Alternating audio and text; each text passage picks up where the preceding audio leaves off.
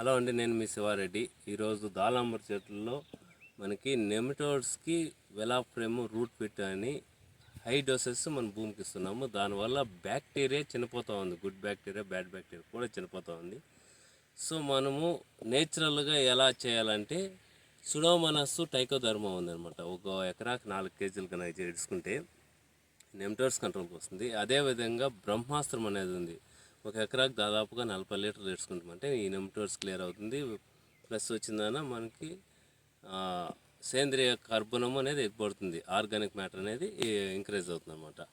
ఇంకోటి వచ్చిందన తేనెటీగలు రావడం లేదు. తేనెటీగలు ఎందుకు రావడం లేదంటే ట్రిప్స్ ఉంటుంది. ఆ ట్రిప్స్కి మనం ఏం చేస్తాము, డిలిగేటు, ఎక్స్బోనస్, ఐడోసెస్ స్ప్రేయింగ్ ఇవ్వడం వల్ల మనకి ఆ స్మెల్కి అనేది తేనెటీగలు రావు. తేనెటీగలు ఎప్పుడైతే రాదో మనకి పాలినేషన్ అనేది జరుగుదు అనమాట.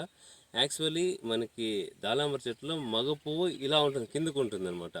ఎయిర్కి పాలినేషన్ అనేది జరుగుదు. సో మన తేనెటీగలు రావాలి ఖచ్చితంగా. మన తేనెటీగలు రావాలంటే మనం ఏం చేయాలంటే వావిలాక కషాయం, తూటుకాడ కషాయాలు ఎక్సలెంట్గా పనిచేస్తామండి. మనం కన్నా స్ప్రేయింగ్ ఇచ్చుకుంటామంటే నెమటోడ్స్ ఇది ట్రిప్స్ అనేది కంట్రోల్కి వస్తుంది అనమాట.